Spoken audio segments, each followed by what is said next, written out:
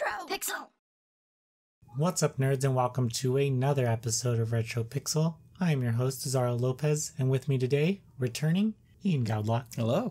Hello, Ian. Hey. I've been subjecting you to some not so great games over the past few weeks. It's a little bit of an education in games. Yeah. For that, with Christmas coming up, I wanted to present to you and to our fine readers a game that I dearly enjoy. Today, we are playing Crisis Core Final Fantasy VII on the PlayStation Portable. The back of the box says, the story continues where it all began. And look, there's a manual. Video games used to have manuals in them. It's full color. So good. So good. Might just get lost. And the thing about this game, Ian, is that I feel like when I played it growing up, I think it was like 09. I think it came out. 08. Yeah. I felt that this game was really good. Looking back on it, I have fond memories of this game, but not enough people talk about it. What if this game isn't good? You're questioning your past self? Yeah, so what if I was wrong? I've been wrong before. Sure. But we'll find out together. Let's do it, yeah. Let's jump in. Okay. We are playing on an actual PSP 2000. It's a 3000. Never mind. PSP 3000. The UMD is going crazy. Okay, So opening, geez, the memories. Okay, so you'll have to refresh me. Is this before or after Advent Children? Do you remember? This is way before Advent Children. Way before, okay. Yeah, this is before Final Fantasy VII. So in this one, we are not playing as Cloud. We are playing as a man named Zack. And spoilers for... Okay, now I assume that most people that would be watching this kind of know what goes down in 7. I always thought this was interesting that the spoiler that's talked about in 7, everybody knows about that. This seems to be the spoiler nobody talks about. No one talks about this because nobody really understands exactly Cloud's intentions from what he was doing in 7. And the only way to get that feedback is to actually play a lot of the side quests, understand what the Turks were doing, understand Vincent's side story.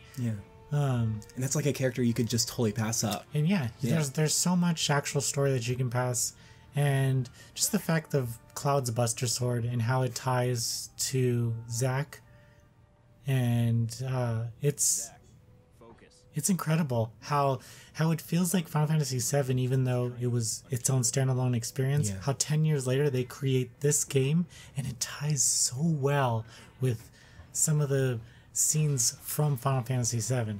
Yeah. And just Cloud's Cloud and who he is would be nothing for me without this game.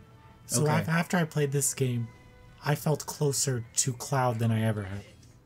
That makes sense, though. I mean, from what I understand, since I haven't played the game, it makes total sense that would fill in kind of the gaps that are in the original game. Especially I was so young playing Final Fantasy VII. Yeah. I was probably 12 years old, so what do I know? What did I know? There was a lot going on in that. I mean, the planet dying. I knew Barrett had a gun on his arm, and that's about... I mean, not as complex as some of the other Final Fantasies, but yeah, definitely some things that went over my head. I'm just like, his sword's big. He has a big sword. So... But growing up, I knew nothing about how to use materia and all that. I didn't think about that. No. A lot of the systems and the things that would change in each of the Final Fantasies, I kind of glanced at them the first time through on a lot of them, and then I went back and was like, oh, this is how you can really kind of abuse this system like in 8. I mean, I didn't pick that up. I read on it later, like, oh yeah, you can totally just wing this game super quickly and not have to grind or anything like that if you just know what you're doing. They did a really good job just looking at this also environment-wise. And yeah, a lot of those graphics in 7 don't date well, but with the pre-rendered graphics, I think they really got the style and the environment and the mood and everything of just by looking at it. 7. They pushed, because this is around the time Advent Children came out too. They pushed what the PSP could do in this game. Yeah, it's pretty amazing, actually. Voiceover, those cool-ass phones. Yeah, yeah. How does combat work in this? I mean, obviously it's really different from 7. So, I have no idea. I do not remember combat. I know that this thing up here kind of goes, there's like a roulette thing up there. Okay, yeah, I see going that. on. Yeah.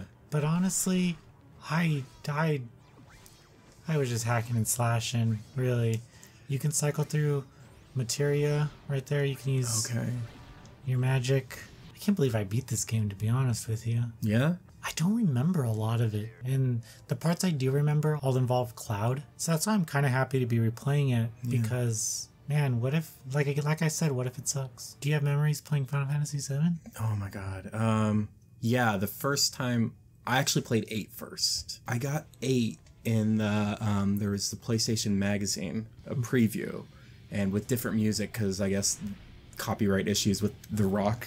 The movie The Rock, not the actor The Rock. But I guess the song The Landing sounded really close to this song in The Rock. Anyways, so I was hyped to play that and played 8, and then everybody was telling me 8 sucks compared to 7. And for me, 8 was like great. So I was like, I mean, looking back at it, yeah, it has flaws. But at the time, I needed to play 7 then. I liked 8. Yeah. Man, when they went, did you beat 8? I did beat 8. Remember when they go on Ragnarok and you're like with Runoa and you're just... Yeah.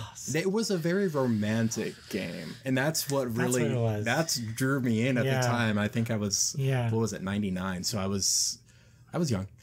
And Jill's really cool. And obviously he's holding the Buster Sword. That sword looks familiar. Yeah. But I guess I could set up what's going on. Right here they're in a training scenario. Mm-hmm. And Jill is, they're training to be soldiers, and that's where their costumes come in. And that's kind of what Cloud wears. Yeah. But technically, Cloud's not a soldier, but you find that out. Yeah. I mean, spoilers for like a game that's 23 years old, maybe? 22? 21. One of those years. Yeah. It's like 20s. 21. It's 20-something. Mm-hmm. This game is not available on PSN. Really? You can't buy this game digitally. Dude. Yeah, this is the only way to play this game. You know, okay. Do you think with Remake there's going to be a visit back to this in some way? I sure hope so, but I doubt it. Yeah. No one cares.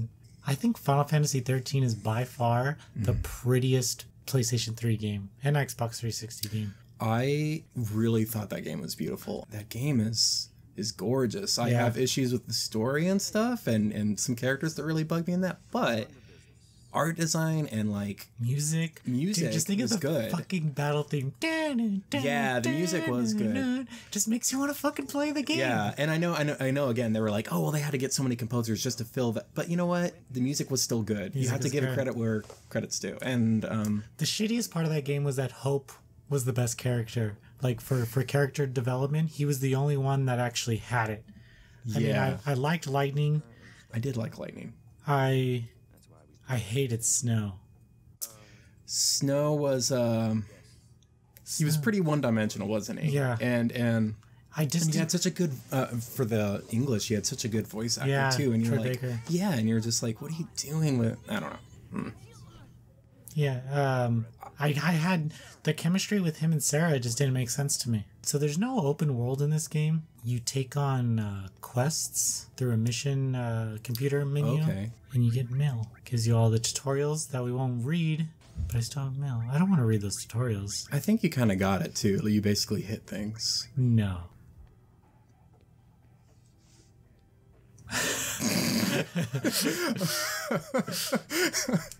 You read it all. Yeah. What do I have to do? Dodging feels so good in this game. Does it? Mm-hmm.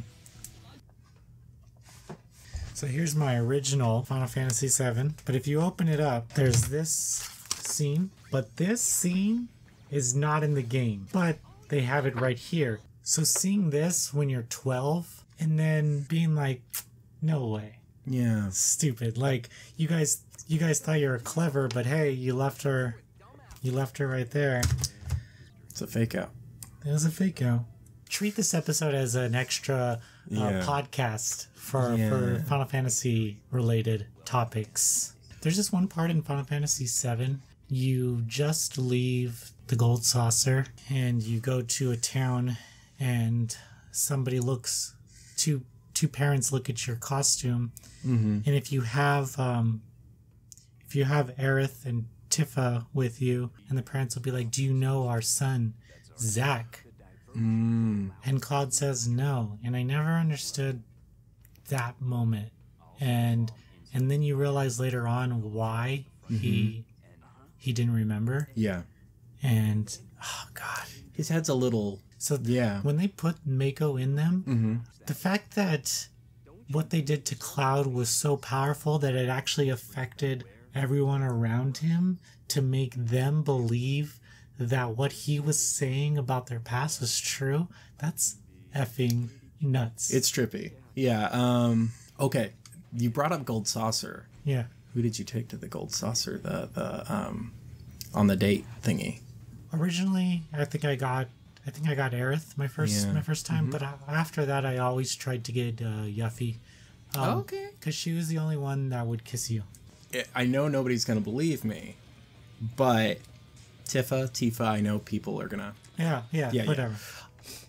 Favorite Final Fantasy character. Yeah. Favorite, and it's not for the reason everybody is thinking. I think she's like a legit developed character. The reason why I like her is for the reasons that everyone is which is fine.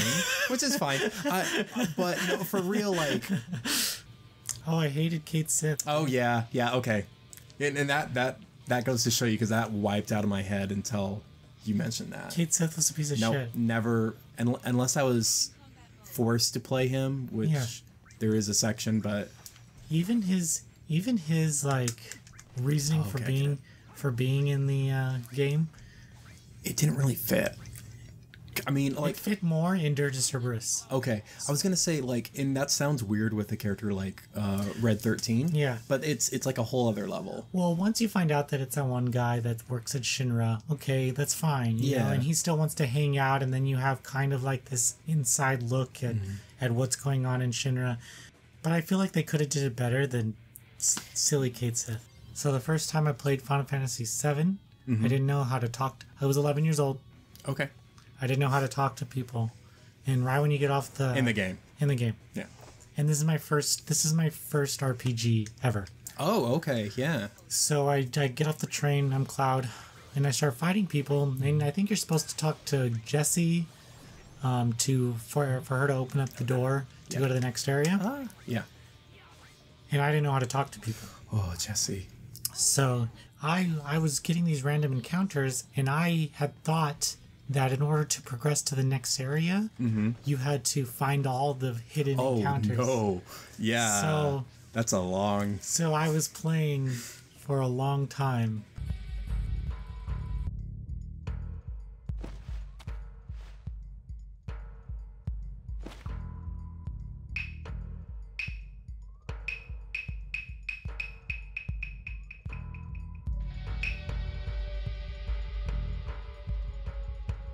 You can kind of tell when we really like a game. Yeah, I compare to when we don't like a game. Yeah, everything feels so smooth in this game. It's awesome. I could definitely see playing this on hard mode if you really know what you're doing. Dodging. Yeah, that's a really cool element that usually you don't dodge much in most RPGs. Oh, you're gonna punch again. I tried to skip it. That's why you saw the pause. I buy all this. This is a little super... It's long. Hero. Going back to 8. That was one thing. The GS? You knew exactly, yeah. Well, that's why you unlock Boost, and then while the thing is going, you just mash that square button. Yeah. Those are long, dude. I don't know how. You could tell they were proud, and I was super stoked watching them the first 50 times. Oh, I thought I beat him. He's just using Hellfire. This big old dick. Yeah, I was gonna say.